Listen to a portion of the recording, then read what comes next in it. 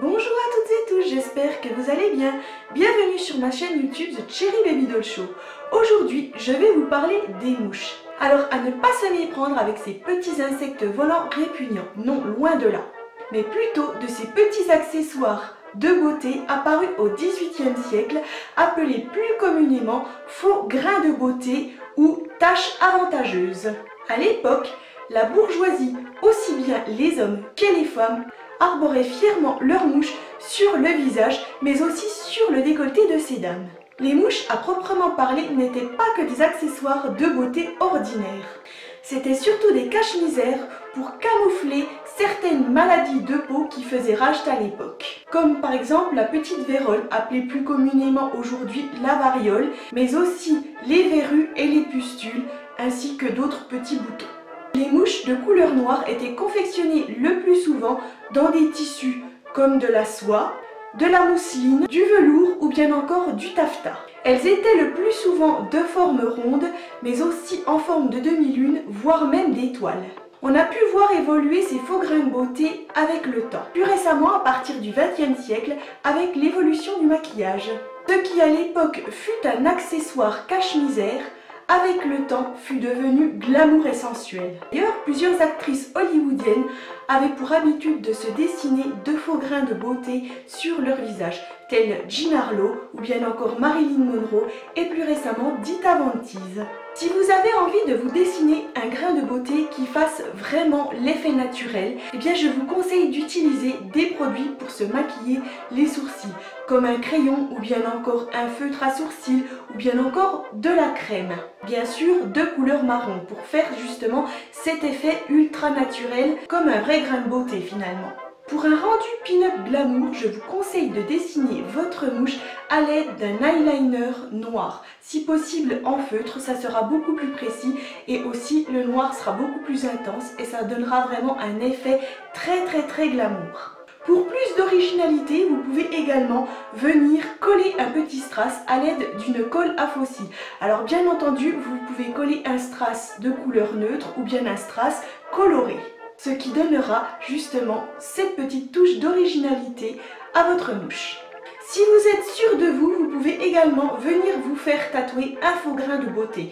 Mais alors là, il faut vraiment être sûr de l'endroit où vous voulez le faire parce que là après vous l'aurez à vie.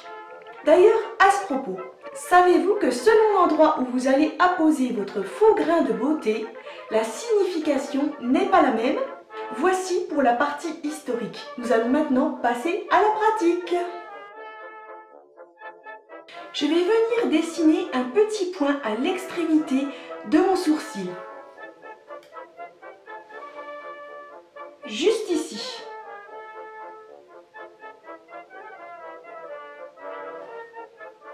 Et là, vous êtes majestueuse. Je vais venir apposer un petit grain de beauté juste sous l'œil, à cet endroit. Juste ici.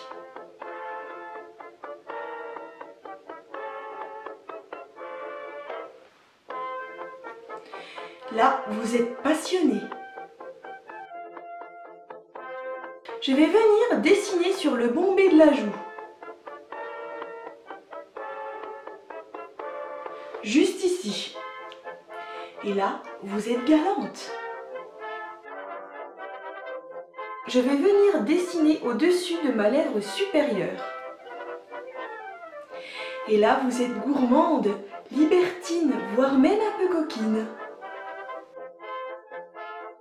Si vous êtes du genre coquette, vous allez venir dessiner votre mouche à côté de la bouche.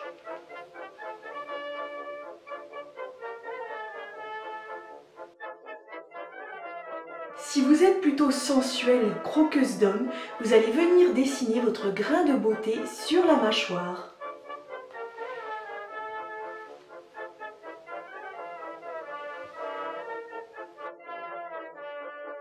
En dessous de la lèvre inférieure, vous êtes volage.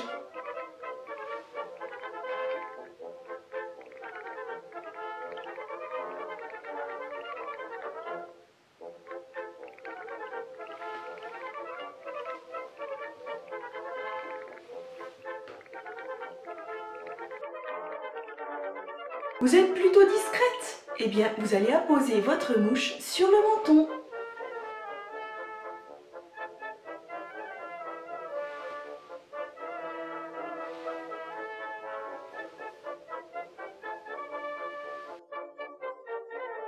Sur le front, vous êtes recèleuse.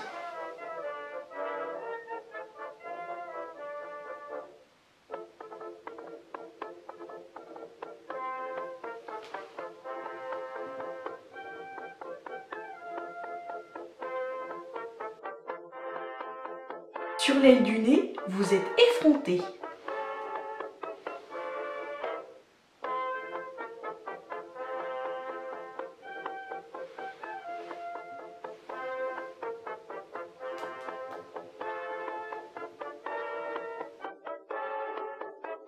Si vous avez un joli décolleté à mettre en valeur, eh bien vous pouvez apposer une mouche sur le commencement d'un sein.